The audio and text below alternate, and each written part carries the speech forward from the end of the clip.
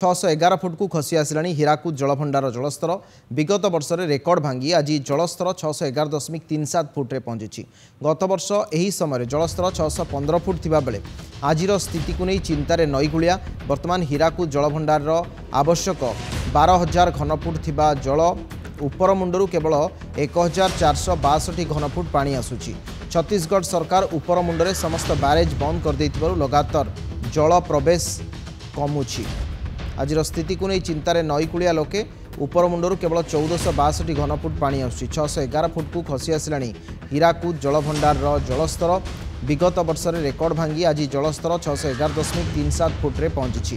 गत वर्ष यही समय जलस्तर 615 फुट थिबा बेले आजिर स्थिति को नहीं चिंतारे अछंती नईकूलिया लोके।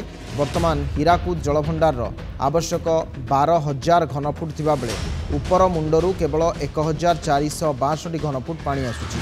छत्तीसगढ़ सरकार उपर मुंडरे समस्त बैरेज बंद कर देइथिबारु लगातार भाव में कमुची जल प्रवेश।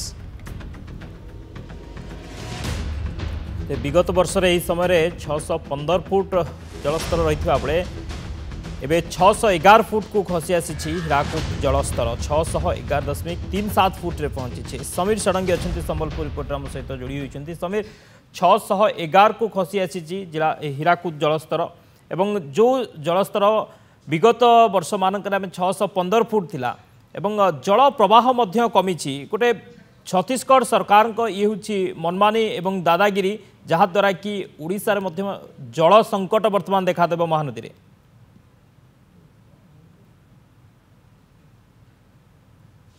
शक्ति आप देखु 611 फुट को वर्तमान समय जलस्तर खसी आसला एवं हीराकूद जो गोटे मेंटेन करार थाए जे कम से कम एप्रिल सुधा 615 फुट रहा कथा किंतु जिते 611 फुट को खसी आसला अन्य वर्ष तुलन पाखापाखि 3 फुट जल खसी आसी। आम बर्तमान शक्ति ग्राउंड रे अच्छु ग्राउंड जीरो रे पहुंचीचु। आपण महानदीर स्थिति देखु जदि महानदी संबलपुर रे एभली स्थिति अर्थात हीराकूद ठीक 5 ରୁ 6 किलोमीटर तले आम अच्छु अर्थात एभली स्थिति जदि संबलपुर तल स्थिति कौन थी आप जानीपारे।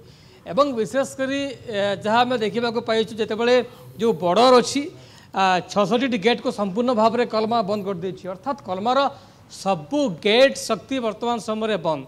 एवं आपण जानिथिबे जे महानदी ट्रिब्यूनाल जितेबाला तैयारी हला जे कम से कम आम राज्यर जहाँ भाग अच्छी एवं जेतिकी आवश्यक अच्छी सेतिकी पानी कम से कम दिया जाऊ।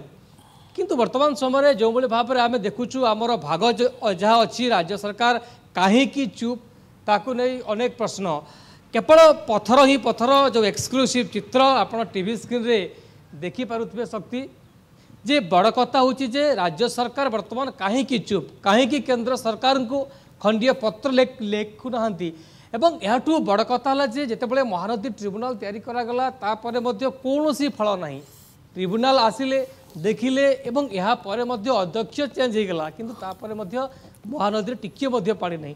तेणु बड़ कथा हूँ राज्य सरकार बड़ चैलेंज महानदी को ओडिशार जीवन रेखा को कम से कम बंचेवाई। आपड़ देखु जे पानी जितेबाला अधिक आवश्यक हुए एवं वर्तमान समय पाखापाखि 12,000 घनफुट पानी महानदी जावा कथा आसवा कथा किंतु वर्तमान समय केवल 1500 क्यूसेक पानी आसुची एवं जहाँ नियंट निश्चित भाव में जदि चाष कम हो अंपटे बिजुली उत्पादन हो शिल्प को देवा हो एवं यार भितर जहाँ आम देखुचु सबुठी आश्चर्य कथा जे संबलपुर महानदी में बिल्कुल पानी नहीं क्या भाँ तेलदी पानी आसला पर सोनपुर जाए मिश्र टिके पानी महानदी जाऊँगी किंतु संबलपुर महानदी संपूर्ण भाव में सुखिला पड़ी।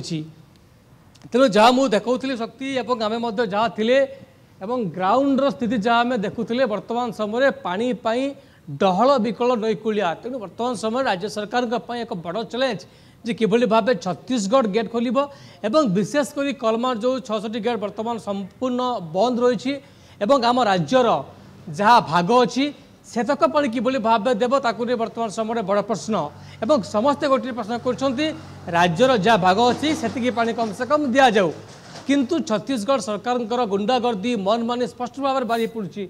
आप दृश्य देखुले ओडिशार जीवन रेखा स्थिति किभली भाव में मरवा को बसला मरुभूमि पलटि गलानी पूरा महानदी। तेणु वर्तमान कम से कम मुख्यमंत्री केंद्र जल संपद को खंडी चिठी लिखा आवश्यक होती कम से कम आम राज्यर जहाँ भाग अच्छी से पानी दि जाऊ।